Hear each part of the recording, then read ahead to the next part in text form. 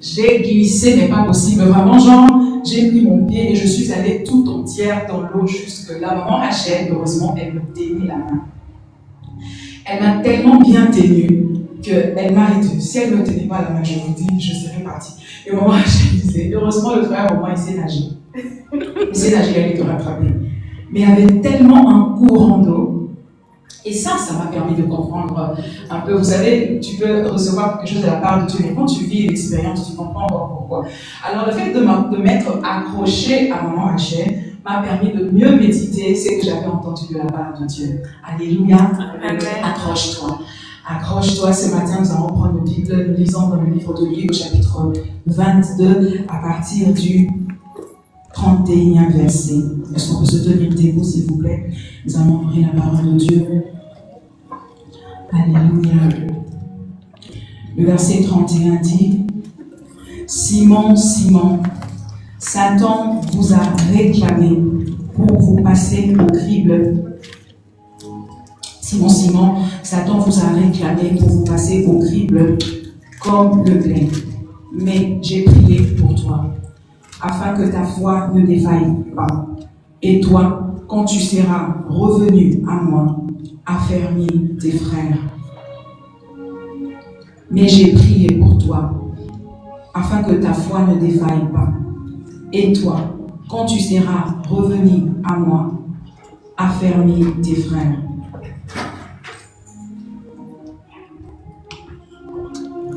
Seigneur, nous te bénissons. Merci pour ta parole. Je prie, Éternel, plus que mes mots, que le Saint-Esprit parle. Parle à mon cœur, parle au cœur de ton peuple. Merci pour ce pain du matin. Merci pour ce pain chaud. Nourris nos esprits ce matin et montre-nous la voie. La Bible dit que ta parole est une lampe à mes pieds et une lumière sur mon sentier. Sans ta parole, je ne sais où mettre mon pied. Si tu ne me parles pas, où irai-je, Seigneur? Parle-nous ce matin. Que chacun de nous sorte de ce lieu avec un mot de ta parole. Au nom de Jésus. Amen. Amen. Merci de prendre ta place. Alléluia. Donc le contexte ici, c'est l'apôtre Pierre. L'apôtre Pierre, c'est qui? C'est un des disciples que Jésus a choisi alors qu'il commence son ministère. Il choisit Pierre, mais Pierre, au fur et à mesure qu'il marche avec Dieu, il se distingue. Il se distingue par son courage. Il se distingue par son dévouement. Il se distingue par son zèle. C'est la personne qui prend des responsabilités. Et plus il marche avec le Seigneur, plus il se démarque des autres. Et Jésus va jusqu'à déclarer sur lui, tu es Pierre, et sur cette pierre, je bâtirai mon église, je te donnerai le clé de l'église. Donc, pratiquement avant la mort de Christ, Jésus dit à Pierre qu'il sera la tête de tous ses disciples. Il sera le responsable. Alors cela affirme Pierre dans sa position. Il marche avec Jésus, mais il sait que je ne suis pas comme les autres. Et déjà parce que Christ l'affirme comme le responsable, le leader du groupe, ceci crée déjà un peu de jalousie auprès de Jean et de son frère Jacques, qui plus tard vont demander à Jésus d'être à sa gauche et à sa droite, parce qu'ils ont vu que Pierre était déjà, positionné quelque part. Donc Pierre est confiant, Pierre marche avec Christ, Pierre est celui qui a les bonnes réponses, Pierre est celui sur qui Jésus s'appuie lorsqu'il doit payer les impôts. C'est Pierre qui l'envoie pour aller chercher la pièce d'argent dans la bouche du poisson. Donc Pierre, c'est quelqu'un de confiant, c'est quelqu'un qui jouit d'une intimité personnelle avec Dieu. Et nous savons que Jésus sur la terre a fait 3 ans de ministère. Donc durant 3 ans, c'était la paix dans la vie de Pierre. Durant 3 ans, c'était l'amour entre Pierre et Jésus. Durant 3 ans, c'était très très beau. Mais il arrive une chose, c'est que Jésus est en train de s'approcher de la fin de son ministère terrestre. Jésus doit traverser une période très difficile et Pierre ne le sait pas. Jésus doit passer par la croix et ça les disciples l'ignorent. Jésus doit passer par ce que j'appelle une zone de turbulence. Et ça Pierre ne le sait pas. Mais parce que tous ses disciples étaient collés à Jésus. Le fait que Jésus traverse cette zone de turbulence fera que tous ceux qui sont autour de lui connaissent aussi cette difficulté. Vous savez, nos vies sont liées. Nos vies, nous sommes dans une corrélation, c'est un écosystème. Des fois, les chrétiens disent, oh, c'est ma vie, je fais ce que je veux. Non, ce qui te touche me touche d'une certaine façon. Si on entend parler dernièrement avec le mariage de papa, on se disait, mais là, il a fait une chose juste qui choque les gens. J'imagine seulement s'il avait péché. Ce dimanche, on ne serait pas ici. Pourquoi? Parce que sa vie, c'est une vie privée, mais on est en écho, en relation. Ce que tu fais d'une manière ou d'une autre me touche. Si tu entends parler de pasteur Anta qui a péché, qui a une vidéo, un sextape quelque part, ça t'affecte, on te dira, tu as vu ton pasteur, tu as vu vos églises, parce que nous sommes collés. Et la tempête qui arrive dans la vie de Jésus affecte d'une manière ou d'une autre la vie des disciples, parmi lesquels il y a Pierre. Jésus cherche à préparer Pierre à ce qui va arriver. Il ne le sait pas, mais c'est certain que ça va arriver. Il cherche à le canaliser, à le préparer pour qu'il puisse mieux traverser cette zone de turbulence. Alors il dit, Pierre, le diable t'a réclamé pour te cribler, pas seulement Pierre, mais tous les disciples. Mais j'ai prié pour toi. Moi, j'aurais voulu qu'ils disent, j'ai prié pour toi pour que cette tempête n'arrive pas. Mais il dit, j'ai prié pour toi afin que ta foi ne défaille point. Ça veut dire que le diable a demandé de vous secouer, je l'ai permis. Mais j'ai prié pour toi, pour que tu tiennes dans la tempête. Alors ça me fait comprendre qu'il y a des saisons, bien-aimés. Lorsqu'on marche dans la vie, surtout lorsqu'on parle de Dieu, on s'attend à ce que nos vies, que tout aille bien. Et tu entendras une personne te dire, mais toi qui pries, comment ceci peut t'arriver? Toi qui vas à l'église, comment cela peut t'arriver? Mais bien-aimés, dans la vie avec Christ, il n'y a pas que des roses, il y a aussi des épines. Et Dieu n'a pas commencé à marcher avec nous. Lorsque nous regardons dans la parole, on peut constater dans la vie de tous ceux qui ont marché avec Dieu qu'il y a toujours eu des zones de turbulence. Jacob qui marche avec Dieu, Jacob qui est un intime de Dieu. Un matin, il se lève, il envoie son fils aller donner un message à ses frères. Et ce fils bien-aimé, celui qu'il aimait plus que tous les autres fils, ne revient pas. Et Dieu qui sait où se trouve Joseph, pendant 13 ans, Dieu ne dit rien à Jacob. Jacob est en train de pleurer parce qu'il a perdu Joseph. Et Dieu le regarde. Lorsque le diable se présente vers Dieu, il dit, tu as vu mon serviteur Job. Il dit, mais essaie seulement de toucher à ses biens. Tu verras s'il te craint. Dieu permet au diable de toucher à la vie de Job. Il traverse une zone de turbulence. Et pourtant, Dieu lui-même dit, il n'y a personne sur la terre qui est comme lui. Donc ça veut dire que Job jouissait d'une vie, d'une intimité avec Dieu, d'une communion parfaite avec Dieu. Qu'on ne pouvait pas regarder la vie de Job et dire, mais comment toi qui crains Dieu, tu peux vivre ça? Je sais juste de te dire, le fait que tout aille bien dans la vie avec Dieu ne veut pas dire que tu auras toujours la paix.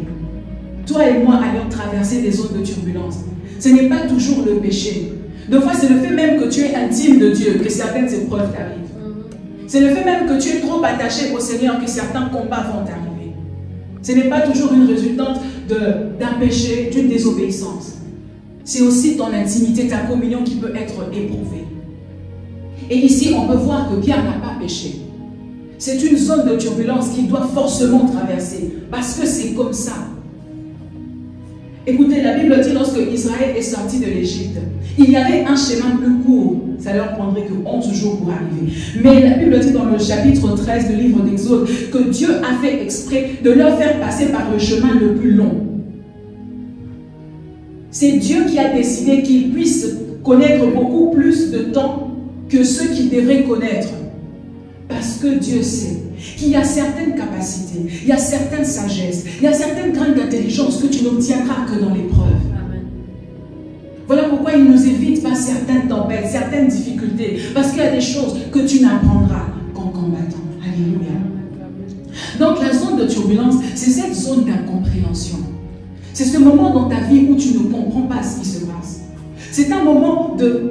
C'est un paradoxe. Tu regardes les promesses que Dieu t'a faites et tu regardes ta vie, ça ne se ressemble pas. Tu dis, c'est le même Dieu ou ce n'est pas Dieu. Parce que souvenez-vous, Pierre a toujours vu Jésus pendant 3 ans guérir les malades, ressusciter les morts. Pierre était l'un de 3 qui était sur la montagne avec Pierre, Jacques et Jean, voyant Jésus se transfigurer. Ils connaissaient Jésus d'une manière que les autres même ne connaissaient pas. Ils ne pouvaient pas comprendre qu'on vienne l'arrêter un matin et qu'on le frappe, il regarde, et qu'on l'insulte, qu'on crache sur lui, il regarde. Ça ne correspondait pas avec le Jésus qu'il avait connu pendant 3 ans. Une zone de turbulence, c'est quand tu regardes ta vie, tu regardes le Dieu que tu as, ça ne matche pas. C'est contradictoire. C'est contraire à tout ce que tu as entendu parler de Dieu. C'est contraire à tout ce que tu as vu de Dieu dans la vie des autres personnes. Mais ça reste Dieu. Alléluia. Et c'est pendant cette zone de turbulence, pendant que tu ne comprends pas, pendant que c'est contradictoire, c'est en ce temps-là que Dieu nous demande de nous accrocher. De nous accrocher. Pourquoi nous devons nous accrocher? Parce que, bien aimé, dans une zone de turbulence, lorsque je parle comme ça, j'aimerais que tu puisses imaginer une inondation. Lorsqu'il pleut, lorsque la ville est inondée, tout ce que tu peux faire, c'est de chercher à t'accrocher à quelque chose. Les temps que les vents puissent passer, les temps que la tempête puisse passer, les temps que les choses puissent passer. Alors lorsque Dieu dit « accroche-toi », Dieu ne s'attend pas que tu avances. Le fait de s'accrocher, parce que lorsque je médite, j'aime bien comprendre les mots. Lorsqu'on te dit « accroche-toi », le fait que je m'accroche m'empêche d'avancer. Et dans ce monde dont nous sommes aujourd'hui, on est dans un monde où on veut toujours présenter les résultats. Dans nos statuts, on veut mettre quelque chose qui montre que dans ma vie, tout va bien. Que j'ai avancé, j'ai obtenu un diplôme. Maintenant, je vais en Europe étudier. Maintenant, j'ai obtenu une promotion. On veut de l'avancement, on veut du progrès. On veut exposer nos avancées avec Dieu. Mais laisse-moi te dire, lorsque tu traverses une zone de turbulence, lorsque tu traverses une zone de contradiction, un moment de difficulté où tu ne comprends pas Dieu, tout ce que Dieu attend de toi, c'est que tu t'accroches. Mais le fait de t'accrocher t'empêche aussi d'avancer. Ça veut donc dire qu'il y a des saisons dans nos vies, tout ce que Dieu attend de toi, c'est de t'accrocher, c'est de rester stable. Mais rester stable fait en sorte aussi que je ne puisse pas avancer. Mais le fait que je n'avance pas, ça ne veut pas dire que je suis lié. Le fait que je n'avance pas, ça ne veut pas dire que je suis maudit. Le fait que je n'avance pas, ça ne veut pas dire que j'ai une malédiction sur moi. C'est que dans cette saison, Dieu attend que je sois juste stable. Je sois juste stable. On justifie l'onction dans la vie des gens selon leur richesse, selon leur succès, selon leur réussite. Mais ce n'est pas toujours ça. Tout ce que Dieu attendait de Job, dans le temps où le diable est en train de le secouer, c'est que Job garde la foi. C'est que Job reste sur place. Il n'avançait pas, mais il était au même endroit. Peut-être que dans cette saison, tu n'as pas des résultats évidents. Un témoignage qui pourrait faire sauter tout le monde ici. Mais c'est la saison dans laquelle tu es. Et dans cette saison, le plus important, ce n'est pas de faire un pas en avant, c'est de rester en place. Ainsi, tu dois connaître la saison que tu traverses. Est-ce une saison de vitesse ou une saison de prise de position? Où tu restes stable, où tu restes au même endroit, mais avec Dieu. Au même endroit, mais stable. Au même endroit, mais solide. Oh, ça fait 3 ans que tu es chrétienne. Mais il n'y a pas d'avancée dans ta vie. C'est la saison de s'accrocher. Je suis en train de m'accrocher. Et là, l'avantage avec le mot s'accrocher veut dire non pas seulement que tu n'avances pas, mais ça sous-entend aussi que tu ne dois pas reculer. Parce que lorsque Dieu ne s'attend pas que tu avances, il ne s'attend pas non plus que tu recules. Une personne qui s'accroche est au même endroit. Il n'avance pas, mais il ne recule pas non plus. Et ça, la difficulté qu'a connue l'apôtre Pierre. Parce que lorsque Dieu lui demande de s'accrocher dans ce temps de silence, alors que Jésus était frappé, fouetté, alors que Jésus était à la croix, il est même mort, ils l'ont mis dans un tombeau. Pierre, qui devait seulement s'accrocher, rester au même endroit, garder sa foi, on le retrouve plus tard en train de pécher. Il est rentré dans sa vie passée. Il est allé pécher avec les autres disciples. Parce que Jésus était en train de ressusciter. Pierre, il était tellement boring, il était tellement fatigué de ne plus comprendre ce que Dieu faisait, de ne plus comprendre le langage de Dieu. Il a dit à ses amis, je rentre dans ma vie de péché. Je vais juste reculer, retrouver la vie de péché que j'avais dans le passé. Mais ça, ce n'est pas s'accrocher. Lorsque tu ne te maries pas, ça ne veut pas dire que tu dois retourner dans l'impudicité. Le fait que tu n'avances pas ne doit pas justifier que tu puisses reculer. Alléluia. Le fait que tu n'aies pas de travail, ça ne te justifie pas d'aller voler. Je n'avance pas, mais tu ne recules pas non plus, chérie. Tu restes au même endroit. Tu restes stable. Ça veut dire que ma vie de prière ne peut ne pas connaître des grands progrès. Mais je ne lâche pas ce temps de 4 heures où je prie avec Dieu. Je ne comprends pas ce qui se passe, mais je ne renonce pas non plus à ma vie de prière. Je dois rester au même endroit. En ce moment où tu ne comprends pas Dieu, où certaines choses arrivent et tu ne peux pas saisir, bien aimé, rassure-toi que tu n'es pas en train d'avancer, que tu n'es pas non plus en train de reculer. S'accrocher, lutter pour ne pas reculer, lutter pour ne pas aller en arrière. Combien de fois, parce que nous traversons l'épreuve, oh j'ai beaucoup prié, j'ai servi Dieu, ça n'a pas marché. Alors le même, on le retrouve dans des boîtes de nuit. Le même, il n'a plus de vie de prière. Elle ne sert plus à l'église. Dieu s'attendait juste que tu t'accroches. Et le fait que tu t'accroches empêche que tu puisses reculer. Hier, tu priais 1 heure. Hier, tu avais un rendez-vous stable avec Dieu. Où en es-tu aujourd'hui? Est-ce que les épreuves ont fait que tu puisses reculer? Est-ce que tu as encore un rendez-vous avec Dieu? Est-ce que tu ouvres encore ta Bible pour méditer? Est-ce que tu sers encore à l'église? Où en es-tu avec tes responsabilités? Tu parlais de Christ, alléluia. Est-ce que tu partages encore ta foi? Tu n'es pas en train d'avancer, d'accord? Mais est-ce que tu es encore au même endroit? Est-ce que tu as encore la même vie de prière? Est-ce que tu as encore la même intimité avec Dieu? Ce n'est pas parce que tu ne crois pas que tu dois décroître. Tu dois rester au même endroit.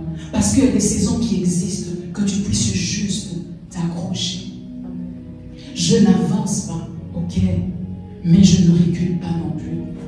D'accord, Dieu ne m'a pas béni. Mais ne te joue pas de moi, Satan, parce que ce n'est pas pour ça que je veux pécher. Alléluia. Il est trop fidèle pour limiter ma relation avec Dieu par le matériel.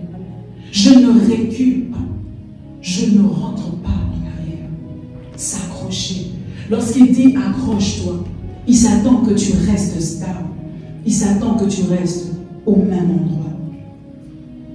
Et vous savez, lorsque on regarde les vidéos sur YouTube, on peut bien voir qu'une personne, lorsqu'il y a de l'eau, tu vas voir quelque part une personne qui s'accroche à une branche d'arbre, à quelque chose. Tout ce que tu veux dans ton cœur, c'est de t'assurer que la branche d'arbre à laquelle la personne s'est accrochée puisse rester, puisse être solide, puisse être stable.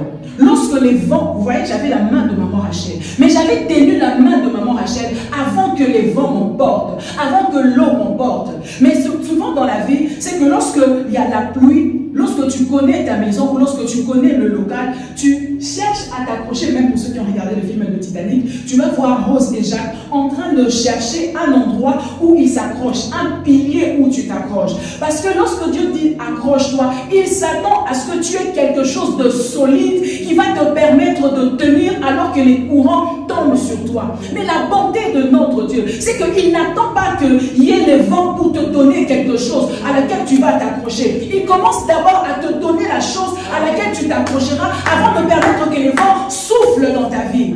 Voilà pourquoi Dieu t'envoie une parole avant la tempête. La Bible dit, les vents ont soufflé, la pluie est tombée, mais la maison qui a été bâtie dans la parole de Dieu est restée stable. Lorsque Dieu te parle, lorsque Dieu te donne une parole, c'est parce qu'il sait qu'il y a un vent qui va souffler dans ta vie. Alors il te donne la parole en avance pour que ça soit ton pilier dans la tempête, pour que ça soit la chose sur laquelle tu vas t'accrocher.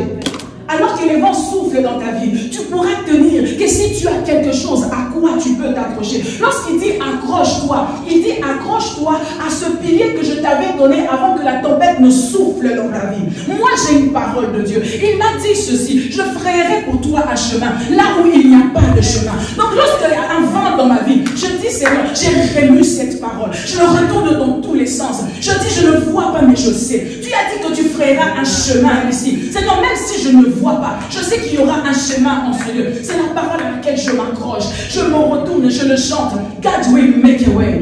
Parce que je chante cette parole de nous. Je la chante et je la retourne, même si je ne comprends pas. Et au fur et à mesure, je vois que les chemins s'ouvrent.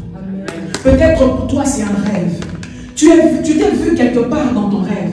Joseph avait un pilier. Dieu lui avait montré le rêve avant que les frères puissent le vendre. Il avait déjà quelque chose à quoi s'accrocher. Alors que les frères le vendaient, alors qu'il était esclave dans la maison de Potiphar, il avait son pilier. Alléluia. Lorsque Dieu te dit accroche-toi, c'est parce qu'il t'avait déjà donné un pilier auquel tu devais t'accrocher. Et ce matin, je viens te poser la question. C'est quoi ton pilier? Va chercher ton pilier. Va localiser cette parole que Dieu t'avait donnée. Il t'avait sûrement dit quelque quelque chose. Il t'avait sûrement envoyé un prophète. Il t'avait sûrement donné un rêve. Il t'avait sûrement donné une parole lors de ta méditation. Et c'est ça, c'est la chose à laquelle tu dois t'accrocher. C'est à ça que tu dois t'accrocher. Même lorsque tout sera contradictoire autour de toi. Dieu a dit à Pierre, tu es Pierre. Et sur cette pierre, je bâtirai mon église. C'était la parole qu'il me donnait. Même lorsqu'il avait régné Jésus, il pouvait toujours se souvenir. Il a dit, je bâtirai mon église. Je reste son sol. Je reste son sable. Même si je suis en débris aujourd'hui, il reviendra pour faire de moi le pilier de son église. Il te donne toujours une parole. Il te donne toujours un pilier. Quel est ton pilier ce matin? Qu'est-ce qui fait que tu t'accroches? À quoi est-ce que tu es en train de t'accrocher? Parce que vous savez, les sentiments sont versatiles. Nous avons si bien adoré ce matin. Mais tu peux juste sortir là, on te donne une nouvelle, ça te fait oublier le culte. Parce que les sentiments sont changeants. C'est trop versatile. Il faut quelque chose de solide. Il faut quelque chose de fort. Et ça, Dieu te le donne avant. Avant de t'emmener en Suisse, Dieu t'avait donné un rêve. Je ne peux pas croire que Dieu te permette de traverser une preuve sans te donner la manière à laquelle tu allais sortir de là. Il est trop fidèle pour te laisser traverser une zone de turbulence sans te donner une branche, un sycomore, quelque chose à laquelle tu devais t'appuyer. Alors que ça souffle dans ta vie, cherche cette chose. Et si tu ne peux plus t'en souvenir, dis Seigneur, rappelle-moi. La Bible dit le Saint-Esprit lorsqu'il viendra, il nous rappellera les choses que Dieu nous avait dites, que Jésus nous avait données. L'Esprit de Dieu peut te rappeler les promesses que tu as oubliées. Voilà pourquoi c'est important de toujours écrire. Écrire, parce que la mémoire, de fois ça nous trouble. Il faut que tu aies ton cahier de promesses. Un endroit où tu écris ce que Dieu te dit. Lorsqu'il te dit en ce moment-là, ça peut sembler banal. Mais lorsque le preuve viendra, cette parole aura tout son sens. Tu comprendras pourquoi il t'avait dit ça. Alors que lorsqu'il t'avait dit, peut-être que tu ne comprenais pas pourquoi. Alléluia. Il faut que j'ai un sycomore. Il faut que tu aies quelque chose qui te tient. Alléluia. Qui te fait sourire. C'est comme ça, bien aimé, on ne comprend pas les gens qui rient pendant l'épreuve. On ne peut pas comprendre une femme qui a fait 5 ans sans enfant, qui continue de servir, qui continue de se réjouir, qui est normal. Et parce que le monde ne comprend pas, on dit, ah non, il est superficiel. Il ne prend pas sa vie au sérieux, chérie, tu sais pas, j'ai un sycomore. Il y a un pilier qui me tient. Toi, tu ne le vois peut-être pas, mais il y a quelque chose qui me garde en place. Mon sourire n'est pas soutenu par le fait que j'ai des enfants, par le fait que j'ai le travail. C'est par une parole que Dieu m'a donnée, que tu ignores. Il y a quelque chose qui me garde dans la tempête. Il y a quelque chose qui me tient. Tu ne le vois pas, mais il y a une parole qui est là dans ma vie. Ainsi, on peut avoir les mêmes circonstances, mais des attitudes différentes. Parce que certains sont sans rien, il y en a d'autres qui ont des piliers. Certains sont sans parole, il y en a d'autres qui ont des promesses. Nous ne sommes pas identiques, chérie. Chacun a son pilier, chacun a son Dieu. N'est-il pas écrit? D'autres s'appuient sur les chars, d'autres sur les chevaux. Mais nous, nous invoquons le nom de l'Éternel. Nous avons Dieu de notre côté. Alors pourquoi mon sourire ne dépend pas de combien de chéris je rapproche? Mon sourire ne dépend pas des factures que j'ai. Même si je suis en poursuite, chérie, je veux continuer de danser. Je veux continuer de louer. Parce que ma joie ne dépend pas de ce que j'ai. Ma joie dépend de celui qui m'a donné le pilier. J'ai quelque chose qui me tient. J'ai quelque chose qui me garde. On est différents dans l'épreuve. Lorsque je vais au travail, j'ai raconté à mon Esther, je chante toujours quand je travaillais fest, engagé. Je chantais, je faisais la nuit, donc on arrive vers 20h, 20h30. Quand j'entre dans les vestiaires, parce qu'on doit se changer, je chantais toujours. C'est pas ma chef, mais c'était une responsable aussi. Elle disait, Anta, tu sais que tu me fais sentir coupable. Moi je dis, pourquoi? Il dit, la façon dont tu viens travailler. Tu es dans une joie, tu chantes toujours. Devant, il me dit, Anta, baisse le son de ton téléphone, là, tu es toujours en train de déranger. Je dis, on est dans les vestiaires, tu veux quel calme ici?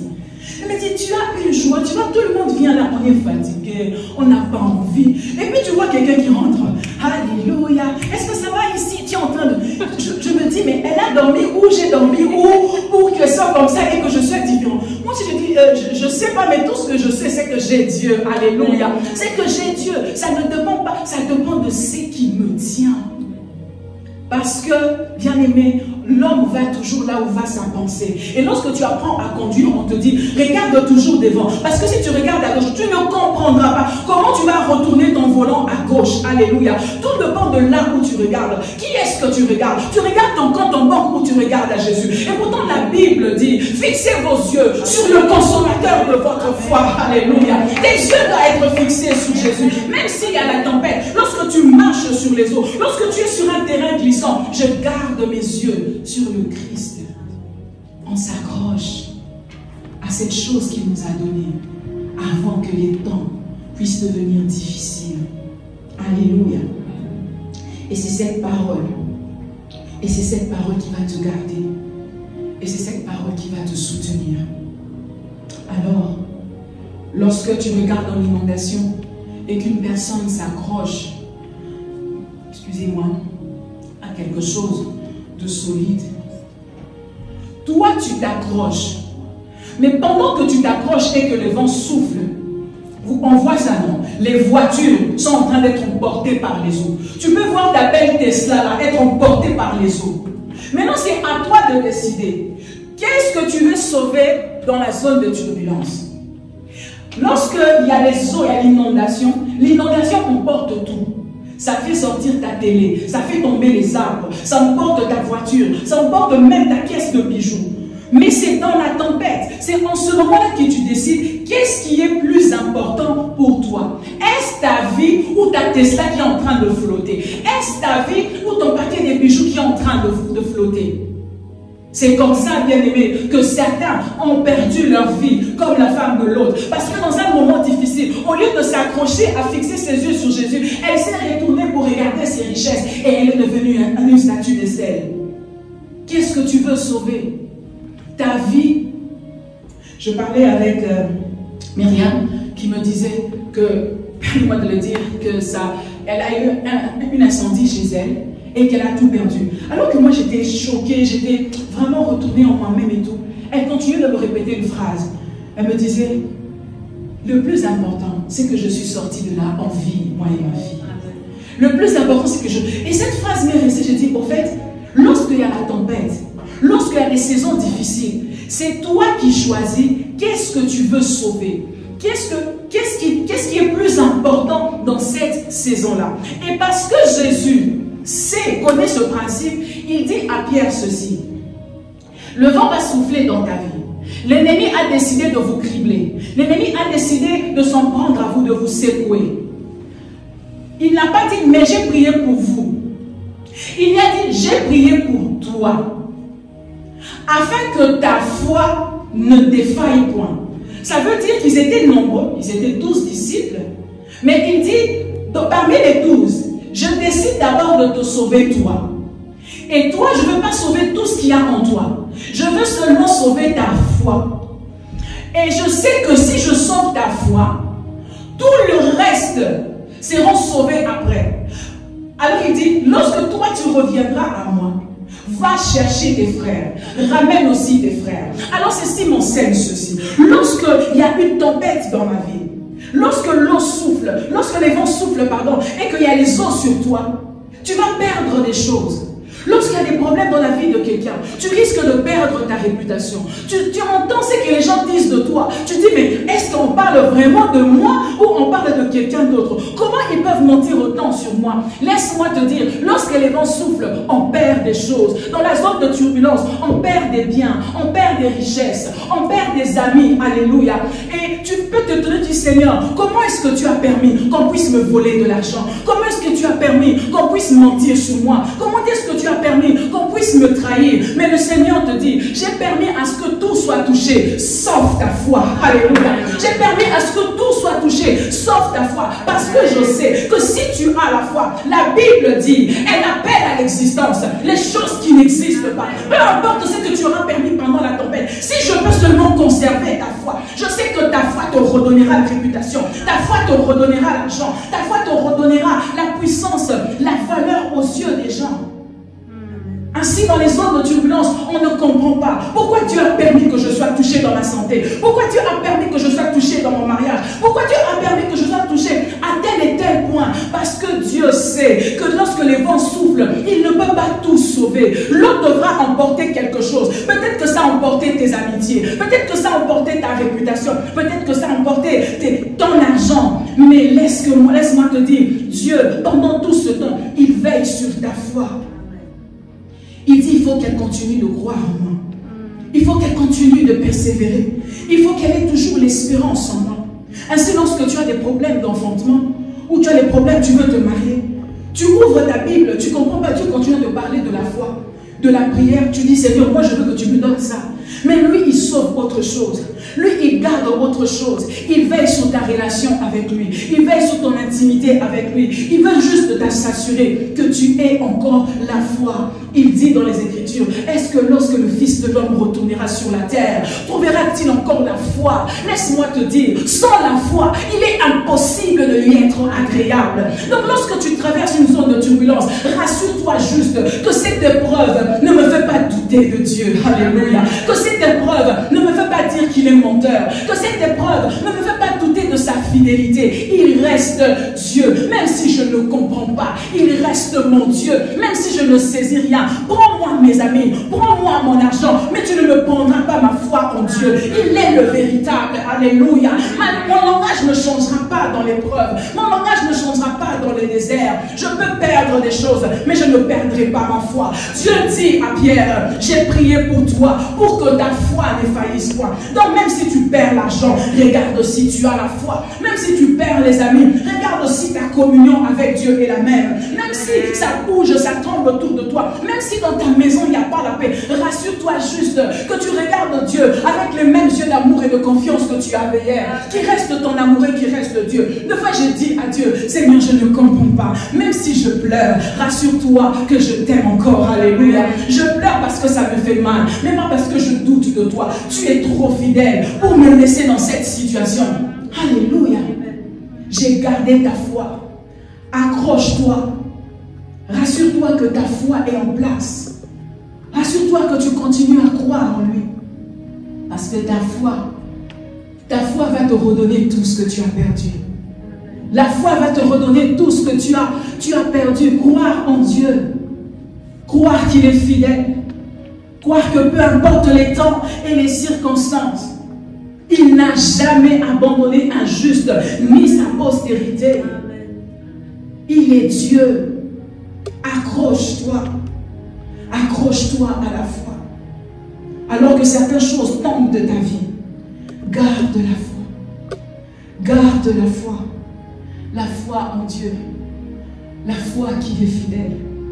La foi qui ne m'abandonnera pas. Qui ne me délaissera pas. J'aime bien dire, il n'a jamais menti et il ne commencera pas par moi. Il est fidèle. Accroche-toi. Pendant que les vents soufflent, pendant que tu ne comprends pas, tiens bon. Amen. Amen. Et pour chuter, lorsque cette zone de turbulence est tellement intense, tu peux avoir l'impression que Dieu n'agit pas dans ta vie. Ça fait 1 année que je suis dans la situation. Dieu ne fait rien. Et pourtant, Dieu travaille toujours. Il a dit, mon Père agit, et moi aussi. Il a dit, laisse-moi travailler pendant qu'il est jour, parce que la nuit arrive où personne ne pourra travailler. Dieu agit toujours. Mais des fois, il agit en cachette. Parce qu'il ne veut pas que tu fasses partie du processus. De toutes les façons, il y a certaines choses qu'il va faire venir dans ta vie. Il n'a pas besoin de ton aide, il n'a pas besoin de ton soutien. Il devra juste te présenter les résultats. Parce que lorsque Pierre est en train de régner Jésus, vous savez, je vous ai dit au début qu'il était le leader, qu'il était celui qui avait la confiance du maître. Lorsqu'il a régné Jésus, pendant ces 3 jours où Jésus était dans la tombe, qu'est-ce que ses amis lui disaient? Comment est-ce que les autres lui regardaient? Il avait certainement perdu sa réputation. Il avait certainement perdu sa valeur aux yeux des gens. Toi, tu l'as régné. Nous, on n'a pas régné, mais toi, tu l'as régné. Pour moi, il était silencieux. Il était honteux. Mais pendant ce temps, il y avait un shift qui se faisait dans le ciel. Il n'entendait pas la voix du Christ parce qu'il était dans la tombe. Mais pendant qu'il était dans la tombe, Jésus était en train de créer un shift. Il travaillait donc non seulement dans la vie de Pierre, mais dans la vie du monde entier. Parce que la Bible me dit, en ce temps-là, il y avait un shift qui se passait. Le monde passait du temps de la loi au temps de la grâce. Alléluia. Jésus est en train de labourer dans le secret. Tu ne le sais peut-être pas, mais il y a la saison qui change dans ta vie. Dans le silence de Dieu, il est en train de poser. Laisse-moi te dire qu'avant cela, l'Esprit de Dieu ne venait que sur certaines personnes. Mais Jésus, pendant ce silence de la vie de Pierre, il était en train de travailler pour que l'Esprit de Dieu remplisse les filles et les fils, afin que tout le monde devienne prophète, afin que tout le monde soit rempli de l'Esprit de Dieu. Pierre ne savait pas, Pierre ne comprenait pas, mais Jésus est en train de labourer. Laisse-moi dans ce silence de Dieu, il est en train de faire shifter quelque chose dans ta vie. Il n'a pas besoin de toi, parce que dans le processus du passé du temps de la loi au temps de la grâce, on n'avait pas besoin des muscles de Pierre, on n'avait pas besoin de son intelligence. C'est que Dieu veut faire venir dans ta vie. N'exige pas que tu puisses donner un conseil, que tu puisses faire quelque chose. Voilà pourquoi Dieu ne te dit rien. Dieu ne parle pas pour parler. Il intéresse quelqu'un lorsqu'il a vraiment besoin de ton service. Mais pour ce que Dieu veut faire arriver dans ta vie, tes muscles ne servent pas, ton intelligence ne sert pas. Voilà pourquoi il ne te dit rien. Voilà pourquoi il ne te fait pas participer au processus de l'onction et de la bénédiction qui est sur le point de tomber dans ta vie. Pierre était dans le silence. Il ne comprenait pas. Mais la grâce était en train de couvrir la terre. Alléluia. La grâce était en train de couvrir la terre. Les voiles du temple s'est déchirées. Les disciples ne le savaient pas. Alléluia. Mais les voiles du temple étaient en train de déchirer. Le silence de Dieu ne veut pas dire qu'il ne travaille pas. Il est en train de travailler. Et lorsqu'il est revenu 3 jours après, c'était juste pour présenter à Pierre les résultats. Alléluia. C'était juste pour lui montrer, écoute, je fais ceci. Laisse-moi te dire, lorsque Dieu viendra te présenter les résultats, tu diras, quand est-ce que tu as envoyé ce mari? Quand est-ce que tu as travaillé pour que j'ai cet enfant? Quand est-ce que tu as fait? Comment est-ce qu'il va juste te présenter les résultats? Mais en attendant qu'il vienne à ton secours, en attendant qu'il vienne te donner ce pourquoi tu pries et tu jeûnes aujourd'hui, accroche-toi. Accroche-toi. Tiens bon. Tiens en place. Ne lâche rien. Ne lâche pas. Tiens en place. Parce qu'il est trop fidèle. Lorsqu'il s'est présenté à Pierre, il a dit, regarde mes mains. Mettez vos doigts sur mes mains. Je suis le même. Je ne t'ai jamais abandonné. J'étais en train de travailler. Je ne t'ai jamais délaissé. J'étais en train de travailler. Oh, laisse-moi te dire, Jésus revient bientôt. Lorsqu'on voit les guerres, on voit la famine, on se dit, mais si vraiment Dieu existait, comment il peut permettre ça? Il y a des publicités qui passent à la télé, même sur YouTube. Ça te coupe l'appétit. Tu dis, comment on peut avoir sur la terre aujourd'hui, avec l'abondance qu'il y a dans l'humanité aujourd'hui, un enfant aussi cochocoré? Mais Dieu travaille. Dieu travaille. Et ce que Dieu est en train de faire, il viendra nous le présenter. Un jour, la trompette va sonner. Il viendra te dire, je suis venu te chercher. Je suis venu pour toi. Alors accroche-toi. Ne laisse pas le fait que tu n'es pas marié, que tu n'as pas d'enfant, ou que tu n'as pas un travail, ou le statut social que tu voudrais avoir. Que tu puisses lâcher cette accroche à Dieu pour suivre ces choses du monde. Parce que Jésus reviendra nous chercher. Le matériel est trop éphémère pour rater le ciel. Accroche-toi. Accroche-toi à Dieu. Accroche-toi à Jésus. Même quand c'est difficile, accroche-toi. Tiens bon. Il ne s'agit pas d'être béni physiquement, matériellement, financièrement. Ça va au-delà de ça. Je te parle de l'éternité. Il revient bientôt.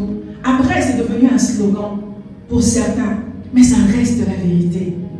Il reviendra te prendre. Il reviendra me chercher. Mais tout ce qu'il demande en attendant, c'est qu'on tienne en place. C'est qu'on s'accroche.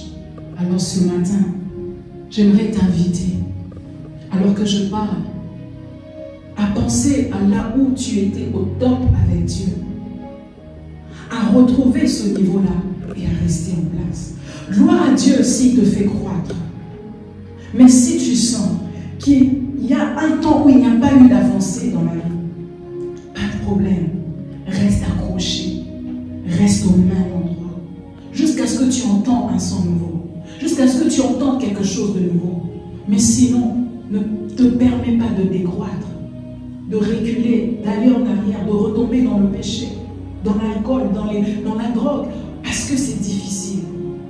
Et ce matin, le Seigneur nous accorde la grâce de demeurer. Alléluia.